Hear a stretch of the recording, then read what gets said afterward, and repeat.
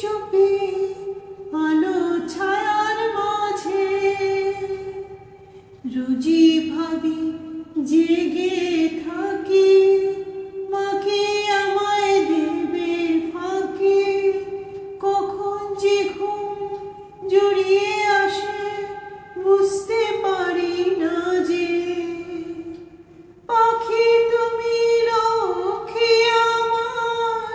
মায়ের কাছে নিয়ে যাও তোতা